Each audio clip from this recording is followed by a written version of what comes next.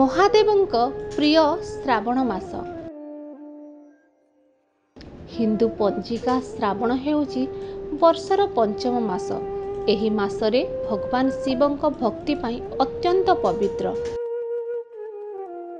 एवं महादेवଙ୍କ कृपा लाभर सबुठार शुभ अवसर भावे विवेचना करा जाए। पंजिका अनुसार वर्ष 2026 रे श्रावण मास जुलाई 30 रु आरंभ होई अगस्त 28 तारिख श्रावण पूर्णिमा दिन शेष हुए। श्रावण मासरे शिव भक्ति सहित खाद्यपेय आचरण एवं जीवनशैली प्रति मध्य विशेष ध्यान देवाकू पड़ी थाए। श्रावण रे श्रद्धा नियम एवं पवित्रता सहित भगवान शिवंकु पूजा अर्चना करा जाए।